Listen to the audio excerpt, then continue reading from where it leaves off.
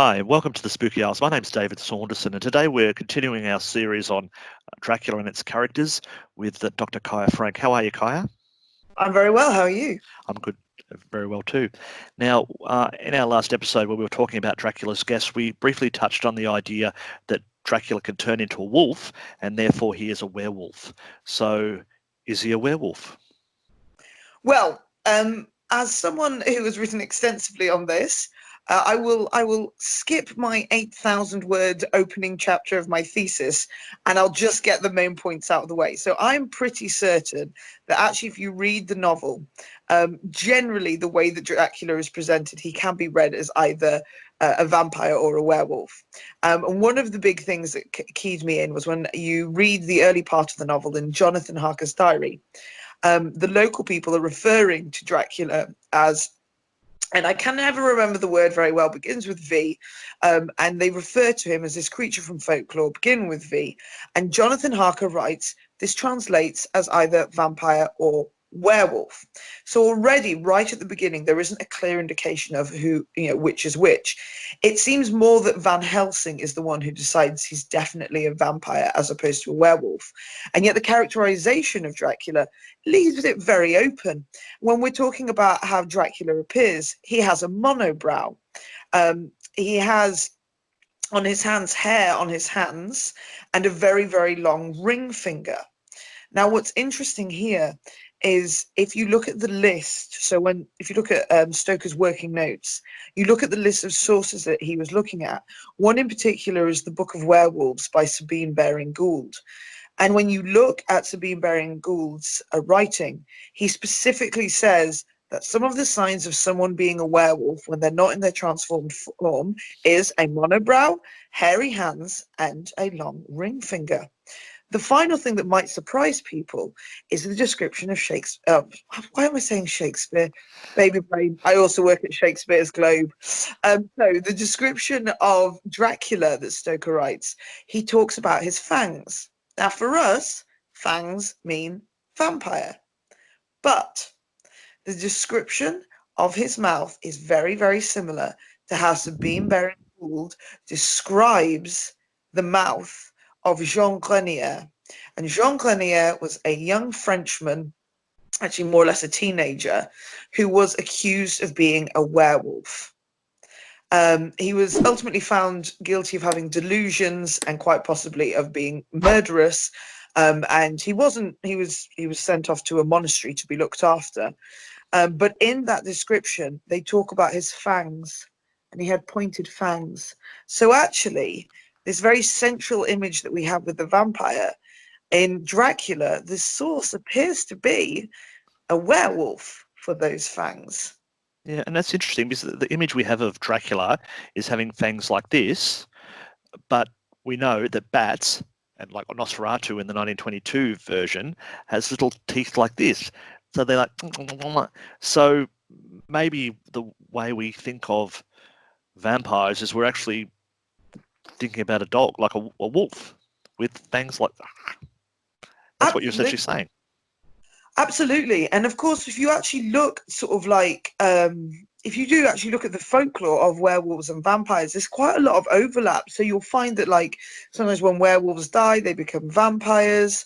And so it's not a really clear-cut case at this point, because at this point, we haven't then had them fully enter popular culture and suddenly become completely cemented within the general population's minds of what is the difference between a vampire and a werewolf. And of course, nowadays, vampires and werewolves are usually enemies more than anything else. I think the other thing is the relationship that Dracula has with wolves. So he refers to the call of the wolves as listen to them, children of the night, what music they make. And I found that very interesting because it suggests an appreciation of the sound of wolves. Now, for most of us, the sound of wolves howling, thanks to horror movies, is something that we think is really scary. Yeah. And we are like not comfortable. If I heard a wolf howling at night, even though I like wolves, my instinct would be there's a wolf howling nearby. I think it'd be quite cool, actually, as long as I wasn't outside.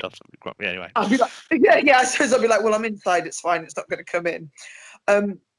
But essentially, sort of like that idea that Dracula has a connection, and a connection to the point where they're making music for him. And then, and I found this again very interesting, when he arrives in Whitby, he jumps in the form of a large black dog. Now, I've always considered that to be, in fact, a mistake on the behalf of the people who viewed it. Because if you think about it, the people of Whitby in the late 1800s would not be particularly familiar with what a wolf looked like. Much like most of us now, you know, in the UK where we have no wolves, yes, we've watched David Attenborough films, but if we saw a creature that was wolf-like in our community, our brain would go dog, not wolf, because that's the most likely effect. Yeah. And I found that scene as a return of the wolf, and it linked to the idea that Dracula is bringing back wilderness, that he is ruining the civilization of the British Isles, and that we had once destroyed this wild beast in the woods, and now Dracula was bringing it back. And he goes on to have the relationship with Berserker in the London Zoo, and Berserker's escape from the London Zoo relates to Lucy's transformation into a vampire. So wolves keep coming up again and again and again and again within the novel in relation to Dracula. So in many ways, he's sort of like the lead wolf, sort of the werewolf daddy, if you will.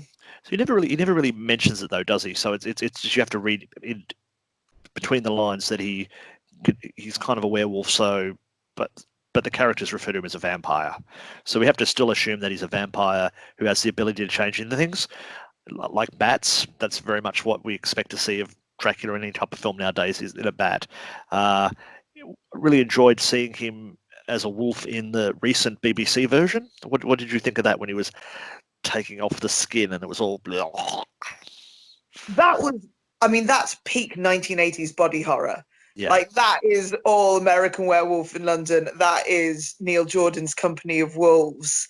It's incredibly explicit. I really enjoyed it because we don't actually see those sort of really unpleasant transformations as much nowadays.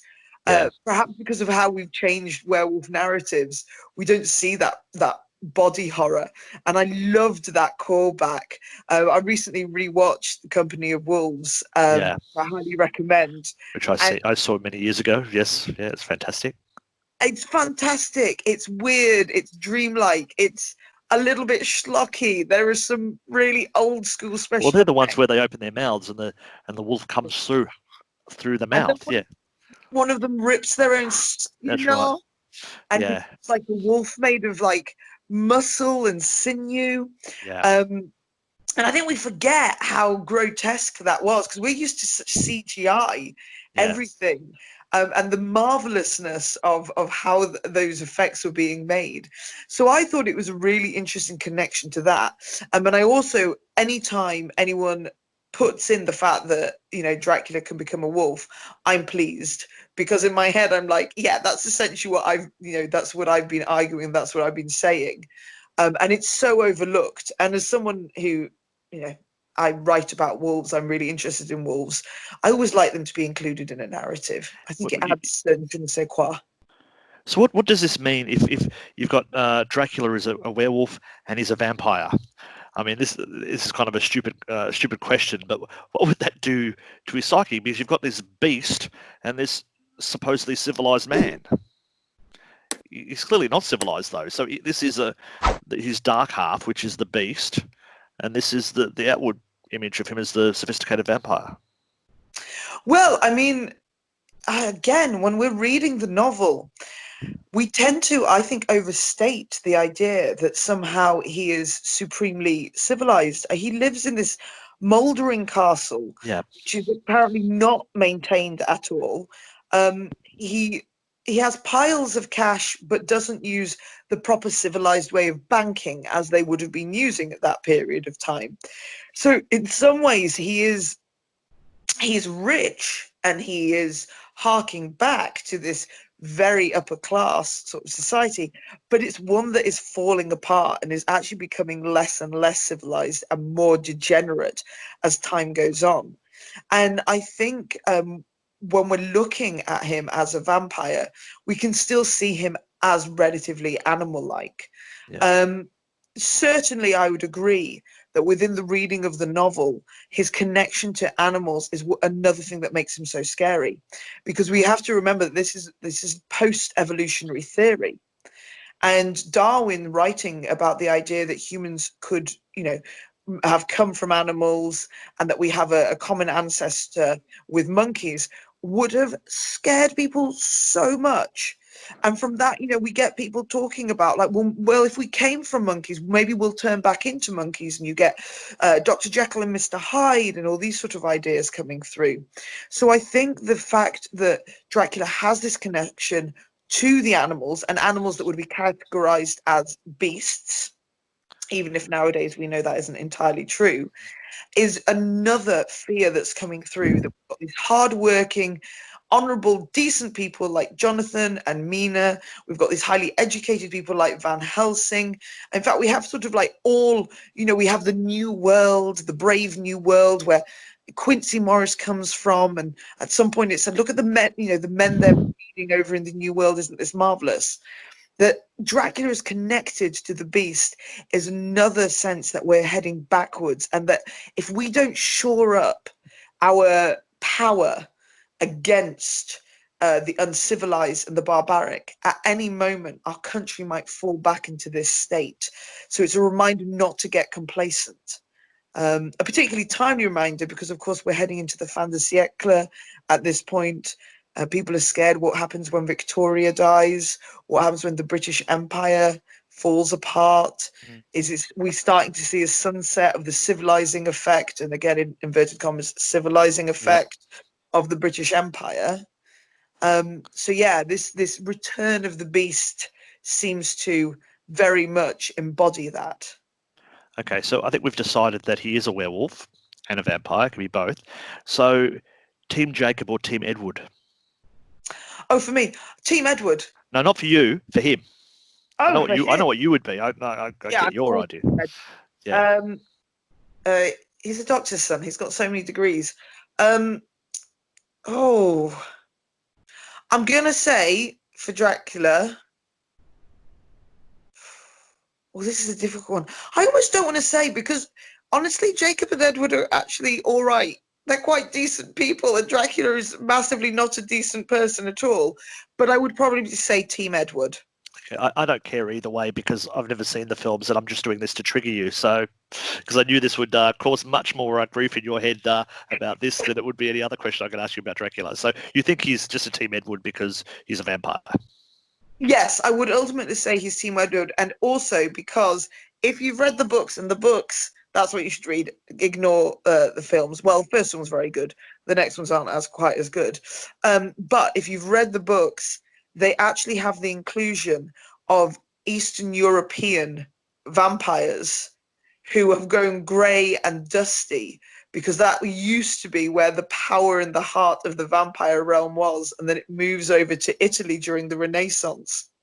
So what Maya really shows well is the westward expansionism, essentially, of vampires, as well as the genuine movement of how either beliefs in vampires or vampire literature has changed. So Dracula is set in Eastern Europe, but now most vampire texts that you're looking at, they're often set in the New World, and they move through. So I would have to say that I think those Eastern European vampires in Maya's novels are in fact a reference to the birthplace, arguably, of the greatest literary vampire, Dracula. Well, there you go. See, I wasn't wrong when I said I'd trigger you, would I? You could now talk about this for another 3/4 of an hour if I let you.